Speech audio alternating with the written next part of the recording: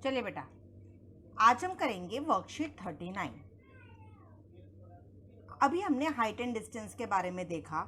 अभी हमने वर्कशीट 38 में पढ़ा था कि जब ये हाइट एंड डिस्टेंस की बात हम करते हैं, कुछ चीज़ों की बात करते हैं, इसकी टर्मिनोलॉजी हमने पढ़ी थी कि एंगल ऑफ एलिवेशन क्या होता है। इस तरीके से हमने देखा था कि एंगल ऑफ डिप्रेशन यानी कि अवनमन कोण क्या होता है। तो अब हम इस चीज़ से हमें ये चीज़ बिल्कुल क्लियर है, अवगत है इस चीज़ से हम कि what is angle of elevation यानी कि उन्नयन कोण क्या होता है, and what is angle of depression कि अवनमन कोण क्या होता है। आज इन चीज़ों को इस्तेमाल कैसे करते हैं यानी कि जो डेली लाइफ प्रॉब्लम्स हैं उसमें इसे यूज़ कैसे करते हैं, अब हम वो देखेंगे। चलिए देखते हैं।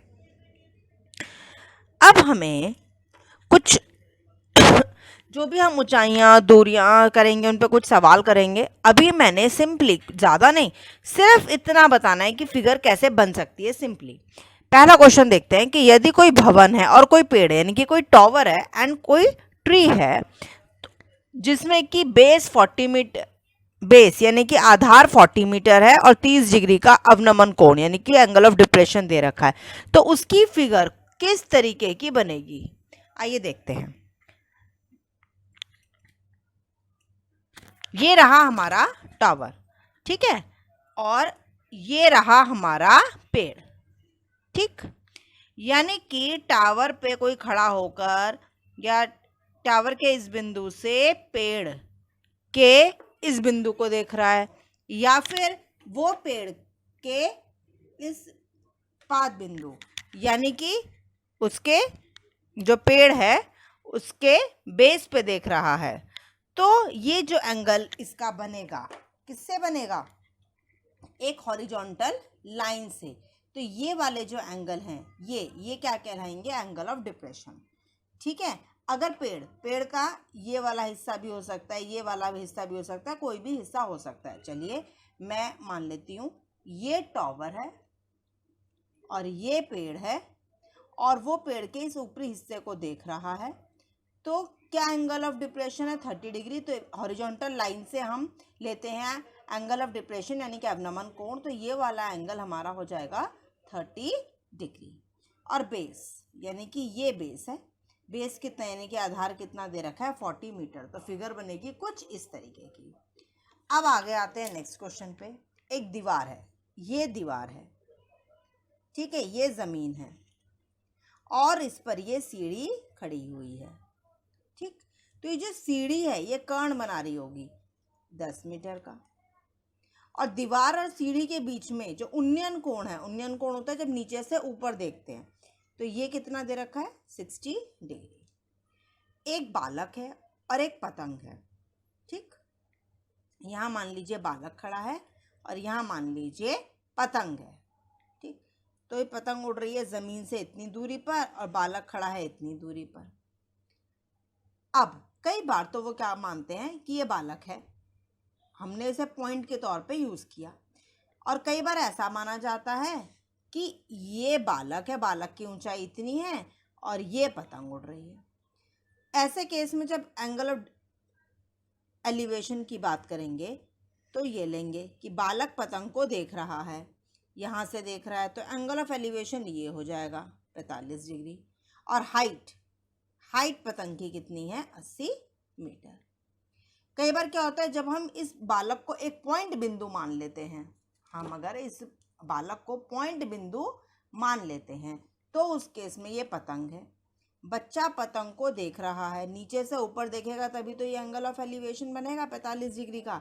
और पतंग जो उड़ रही है वो कितनी दूरी पर उड़ रही है 80 मीटर, ठीक है बेटा। तो इन क्वेश्चंस में क्वेश्चन को देखकर हमें पता लगेगा कि एक्चुअली हमें फिगर किस तरीके से बनानी है, ठीक। इसके क्वेश्चंस हम और प्रैक्टिस करते हैं।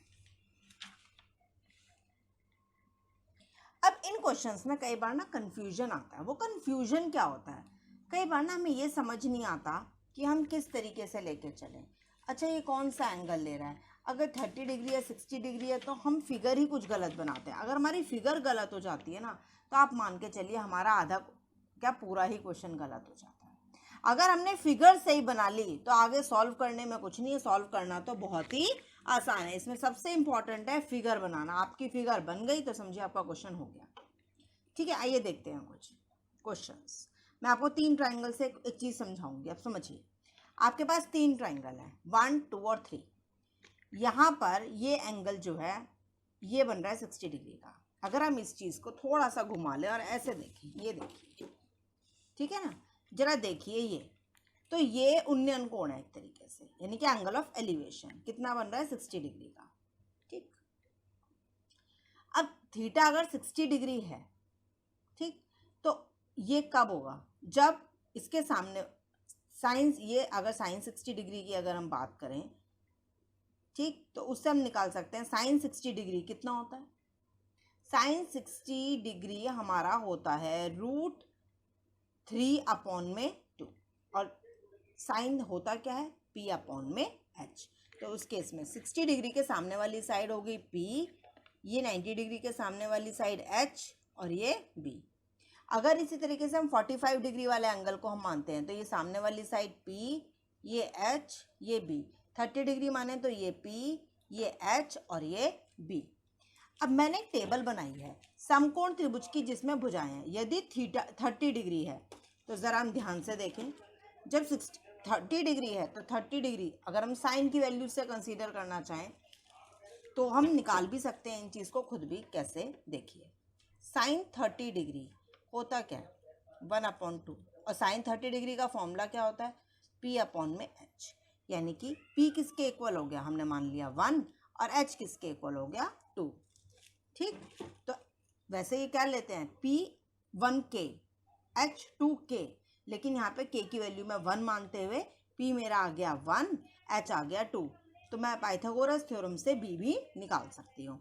इसी तरीके से यदि मैं ले रही हूँ tan 45 डिग्री, तो tan 45 डिग्री क्या होता है, मैं sin 45 भी ले सकती हूँ। लीजिए, sin 45 डिग्री क्या होता है 1/√2 और sin 45 है क्या P/h, तो 1 क्या हो गया P, H कितना हो गया √2 और वहाँ से हम पाइथागोरस थ्योरम का इस्तेमाल करके B भी निकाल सकते हैं। सेम मैंने इसमें किया। तो मैंने एक चीज़ देखी कि जब वैल्यू 30 डिग्री है एंगल ऑफ एलिवेशन की, तो B की वैल्यू √3 है, P की वैल्यू 1 है, H की वैल्यू 2 है। जब थीटा की वैल्यू 45 डिग्री है तो B की वैल्यू 1 है, P की वैल्यू 1 है, H की वैल्यू √2 है। जब थीटा की वैल्यू 60 डिग्री है तो B की वैल्यू 1 है, P की वैल्यू √3 और H की वैल्यू 2 है। यानी कि जब थीटा 60 डिग्री होता है तो P जो है वो B से बड़ा होता है। जब थीटा 45 डिग्री होता है तो P और B दोनों ही बराबर होते हैं। जब थीटा 30 डिग्री होता है तो P हमारा B से छोटा होता है। एक और चीज़, मान लीजिए ये कोई लाइन है और यहाँ पर कोई 2 टावर खड़े हैं और कहीं एक बिंदु पर ये मिल रहे हैं। ये यहाँ पर कोई इंसान खड़ा है या कोई पॉइंट है जहाँ से हम देख रहे हैं, तो जब हम यहाँ से यहाँ देख रहे हैं और जब हम यहाँ से यहाँ देख रहे हैं, इनमें अलग अलग कोण बन रहे हैं अलग अलग कोण। ये कोण मान लीजिए एक ने कह दिया एक टावर पे 60 डिग्री का और एक पे 30 डिग्री का। इस फिगर को देख के अब आप कैसे बताएंगे कौन से पे 60 डिग्री का और कौन से पे 30 डिग्री का। जो पॉइंट हमारा दूर होता है, जो पॉइंट हमारा दूर होता है, ठीक है, वहाँ पर जो एंगल है वो छोटा बनता है। जो पॉइंट हमारा उस वस्तु के पास होता है, जितने हम पास जाते जाएंगे उतने हमें गर्दन को ऊंचा करके देखना पड़ता है चीज़ों को। इसका मतलब जो हमारा एंगल है वो उतना ही बड़ा होता जाता है। जो भी, अगर आपको दो एंगल 30 डिग्री और 60 डिग्री दे रखे हैं और अगर कहा जाए ये फिगर है तो इसमें लिखिए 30 डिग्री का कौन सा, 60 डिग्री का कौन सा है। जो पॉइंट वस्तु से जितना ज़्यादा दूर होता जाता है एंगल उतना ही कम होता जाता है। जितना हम वस्तु की तरफ बढ़ते जाते हैं, ये देखिए ये वस्तु के पास है ना ये वाला पॉइंट, तो इसका मतलब ये एंगल ज़्यादा होगा। आप कभी खुद भी किसी चीज़ को देखते रहिए और उसकी तरफ बढ़ते जाइए तो आपको गर्दन और ज़्यादा किसी दीवार किसी बिल्डिंग के दूर है तो आप आराम से देख पा रहे हैं, लेकिन जैसे जैसे पास जाते जाएंगे तो उसके टॉप पर देखने के लिए आपको गर्दन और ऊँची करनी पड़ेगी। मतलब जो हमारा एंगल है वो हमें बढ़ाना पड़ता है। इसी चीज़ को हम कुछ क्वेश्चन से समझेंगे। आइए देखते हैं। एक भवन के शिखर से आधार का अवनमन कोण 30 डिग्री है। ठीक, यानी कि एक भवन की बात हो रही है और भवन के शिखर से पेड़ के आधार का अवनमन कोण 30 डिग्री है। Angle of depression of the foot of a tree, पहले तो एक ट्री की बात हो रही है तो हमने बना लिया ये रहा हमारा एक ट्री, ठीक है। और किसकी ये, और ये ग्राउंड है जहाँ पर ये ट्री खड़ा है, ठीक, ये इसका फुट हो गया, ठीक। और साथ ही क्या है हमारे पास, एक भवन है, ये रहा एक भवन। भवन के शिखर से यानी कि from the top of a tower, स्टार की हाइट है 30 metre. Angle of depression of the foot of a tree, foot of a tree ये है, इसको कोई देख रहा है नीचे, ये देखा उसने, जब देखते हैं तो ये जो लाइन बनती है किससे बनती है, हॉरिजॉन्टल, ये जो एंगल ऑफ डिप्रेशन बनता है यानी कि अवनमन कोण बनता है ये किससे बनता है, हॉरिजॉन्टल लाइन से। ये कितना दे रखा है हमें, 30 डिग्री। अब ये जो हॉरिजॉन्टल लाइन है और ये ग्राउंड है, इस ग्राउंड को भी हम ये नहीं मान के चलते इसमें उबड़ खाबड़ है कुछ, हम बिल्कुल एक स्ट्रेट लाइन मान के चलते हैं सब चीज़ों को मिनिमाइज करते हुए। तो ये स्ट्रेट लाइन, हॉरिजॉन्टल लाइन और ये वाली हॉरिजॉन्टल लाइन ये क्या हो गई, पैरेलल हो गए। ये पैरेलल में देखिए z बन रहा है, इट मीन्स ये क्या है, ऑल्टरनेट इंटीरियर एंगल्स, एकांतर अंतः कोण। तो इनकी ये एंगल और ये एंगल हमारा बराबर हो गया, इसका मतलब ये 30 डिग्री है तो ये वाला एंगल भी मेरा कितना हो गया, 30 डिग्री। अब मुझे निकालना क्या है कि भवन का आधार ये रहा, यानी कि जो ये टार है इसका बेस ये रहा और ये पेड़ का बेस है, ठीक। इनके बीच में कितनी दूरी है, distance of the foot of the tree from the base of the tower, ये हमें निकालना है। अब जरा ध्यान दें तो हमारे पास ABC, ये एक ट्राइंगल बन गया।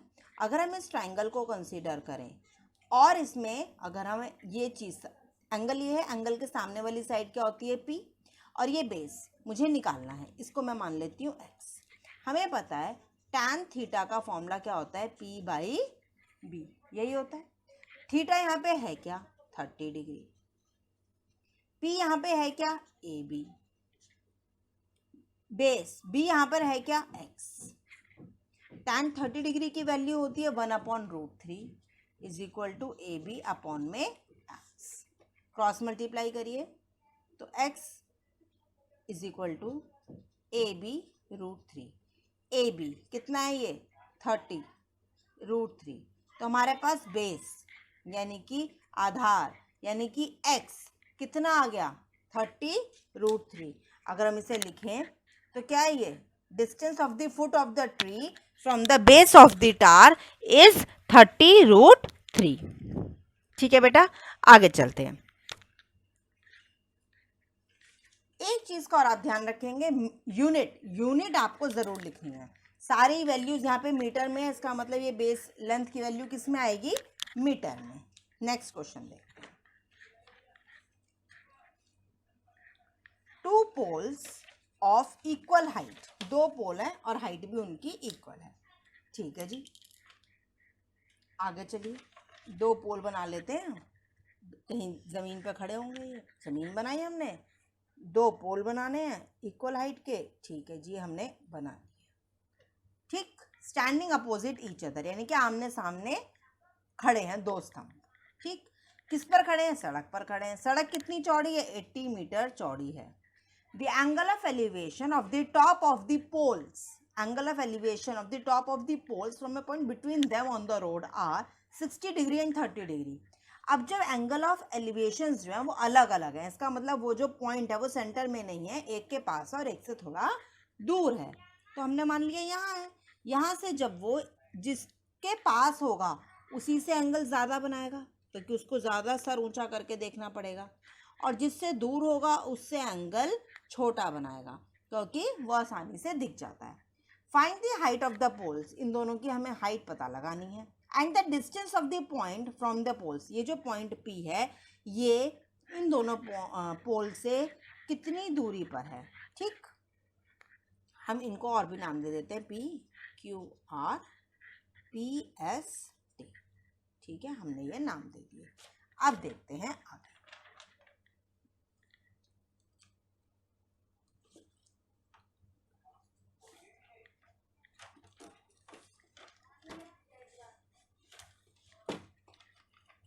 अब हमारे पास ये फिगर है, ज़रा अगर हम ध्यान से देखें तो हमारे पास यहाँ दो ट्रायंगल बन रहे हैं। कौन से हैं वो दो ट्रायंगल? एक ट्रायंगल तो हमारे पास ये बन रहा है और एक ट्रायंगल हमारे पास ये बन रहा है। जब हम पहले ट्रायंगल को लेंगे, इस ट्रायंगल का नाम क्या है? इस ट्रायंगल का नाम है ट्रायंगल RQP। और अगर हम इस एंगल को लेते हैं tan 60 डिग्री को, 60 डिग्री के सामने वाली साइड ये क्या कहलाएगी? P, और ये नीचे आधार क्या कहलाएगा? B। अगर इस एंगल को कंसीडर करेंगे तो इसके सामने वाली साइड क्या कहलाएगी? P, और ये जो नीचे आधार है ये क्या कहलाएगा? B। ठीक है बेटा, तो अब हमें क्या देखना है? tan 60 degree. tan 60 डिग्री क्या है? P/B। P कितना है यहाँ पर? H। और बेस ये वैल्यू हम मान लेते हैं, मान लीजिए x है। ठीक, ये पूरी सड़क 80 मीटर की, जिसमें से ये दूरी x है, तो ये कितनी बचेगी? 80 माइनस x। भाई ये पूरी दूरी 80 मीटर की थी, इसमें से कुछ दूरी हमने x मान ली और अलग कर दी, तो हमारे पास बचा कितना है? 80 माइनस x मीटर्स। तो अभी हम ये वाला ट्राइंगल कंसीडर कर रहे हैं। तो P/B, tan थीटा क्या होता है हमारा? P/B। थीटा यहाँ पे 60 डिग्री है, P यहाँ पर H है और B यहाँ पर X है। tan 60 डिग्री होता है √3। हमने वैल्यू रखी और क्रॉस मल्टीप्लाई कर दिया, तो H कितना आ गया? √3x। अब हम दूसरा ट्राइंगल कंसिडर करेंगे जिसका नाम है PST। अगेन इसमें tan थीटा लगाएंगे, लेकिन यहाँ पर थीटा कितना है? 30 डिग्री। जब यह है तो P कितना है?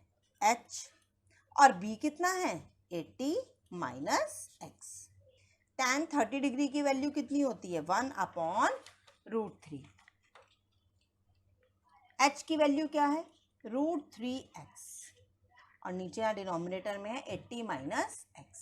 क्रॉस मल्टीप्लाई कीजिए, √3 into √3x is equal to 80 minus x, यानी कि 3x is equal to 80 minus x। ये माइनस x से उधर जाएगा, प्लस x हो जाएगा, इज इक्वल टू 80, यानी कि 4x is equal to 80। x is equal to 20 metres. ठीक है बेटा, अब हम निकालेंगे h की वैल्यू। तो h कितना आ गया? √3x, यानी कि √3 इंटू 20, यानी कि h आ गया हमारा 20√3 मीटर।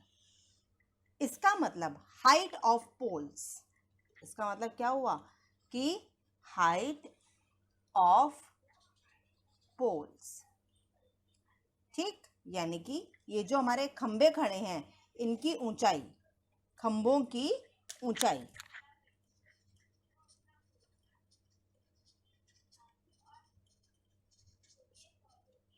कितनी है? h, जो कि किसके इक्वल है? 20√3 मीटर। ठीक, और जो हमारे खंबे थे ये इस पॉइंट से कितनी दूरी पर है? एक खंबा है x मीटर की दूरी पर और दूसरा खंबा है 80 माइनस x की दूरी पर, यानी कि हम देखें तो हमारा एक खंबा, हमारा जो खंबे हैं, खंबों की दूरी अगर ज्ञात करें, खंबों की दूरी कितनी है? x and 80 minus x। x कितना आया था हमारा x आया था 20 मीटर, यानी कि दूरी है 80 metre, 20 metre and 80 minus 20 metres. 80 minus 20 होता है 60 मीटर्स, यानी कि एक खंबा जो कि 60 डिग्री का एंगल बना रहा था वो कितनी दूरी पर है? 20 मीटर की, और दूसरा खंबा जो कि 30 डिग्री का कोण बना रहा था वो कितनी दूरी पर है? 60 मीटर की। ये हो गया हमारा कि जो हमारे पोल्स हैं उनके बीच के डिस्टेंसेस कितने होते हैं। Distance between the poles from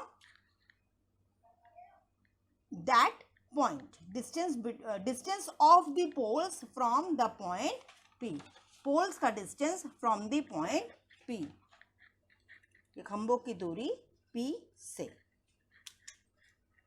जिसे हम कहें तो हम लिख सकते हैं distance of poles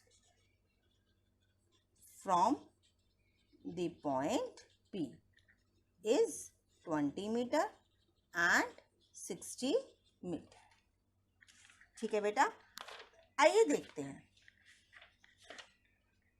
एक और क्वेश्चन,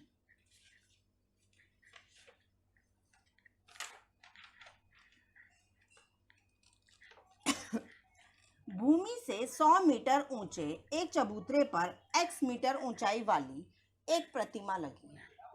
ठीक, भूमि की बात कर रहा है, ये रही भूमि। 100 मीटर ऊंचे एक चबूतरे पर, ये एक चबूतरा है, 100 मीटर ऊंचाई है जिसकी, और इसके ऊपर एक प्रतिमा लगी है। तो मैं इस प्रतिमा को एक डिफरेंट कलर से शो करूंगी। तो ये बना दी मैंने प्रतिमा। ठीक, प्रतिमा के शिखर का उन्नयन कोण और उसी बिंदु से चबूतरे के शिखर, किसको, एक बिंदु की बात हो रही है, ये रहा बिंदु। अब प्रतिमा के शिखर, प्रतिमा का शिखर टॉप ये रहा, इसका उन्नयन कोण ये कितना है, 60 डिग्री। और उसी बिंदु से चबूतरा, चबूतरा ये था, इसका शिखर ये था, इसका उन्नयन कोण ये कितना है, 45 डिग्री। हमें प्रतिमा की ऊंचाई निकालनी है। प्रतिमा क्या है हमारी, ये वाली, इसकी ऊंचाई हमें निकालनी है। हमने क्या मान लिया कि इसकी ऊंचाई है h। अब हम नाम दे देते हैं कुछ, A, B, C, D। हमने ट्रायंगल्स को, ट्रायंगल के जो डिफरेंट डिफरेंट पॉइंट्स थे, नेम दे दिए। अगर हम एंगल, ये छोटा वाला ट्रायंगल हम BDC कंसीडर करते हैं, एंगल ये रहा, एंगल के अगर हम tan थीटा लगाने की सोचें, ये एंगल है, एंगल के सामने वाली साइड है P और जो बेस है ये रहा B। ठीक, अगर हम बड़ा ट्रायंगल लेंगे तो भी एंगल ये रहा, एंगल के सामने क्या कहलाएगा, P, और ये नीचे क्या कहलाएगा, B। तो अगर हम ट्रायंगल BDC कंसीडर करें या ट्रायंगल ACD कंसीडर करें, हमारे P और B इधर की साइड के ही रहेंगे। तो आइए चलते हैं, इस क्वेश्चन को सॉल्व करते हैं। पहले हम कंसीडर करेंगे ये वाला सारा ट्रायंगल। ये कौन सा ट्रायंगल है, ट्रायंगल BCD। इसमें हमें पता है tan थीटा क्या होता है, P अपॉन में B। तो पहले मैं लगाऊंगी tan 45 डिग्री। छोटे वाले ट्रायंगल में जो एंगल बन रहा है that is 45 degree. tan theta होता क्या है, P अपॉन में B। P क्या है, एंगल के सामने वाली साइड, ये वाला ट्रायंगल कंसीडर कर रहे हैं, तो ये वाली साइड P कहलाएगी, जो कि किसके इक्वल है, BC के। और बेस क्या कहलाएगा, ये पूरा, यानी कि DC। tan 45 डिग्री होता है 1 which is equal to base BC। BC कितना है हमारा, 100 अपॉन में DC, जो कि हमें नहीं मालूम। क्रॉस मल्टीप्लाई करेंगे तो हमारे पास DC कितना आ गया, 100 मीटर। क्लियर है। अब आगे चलते हैं।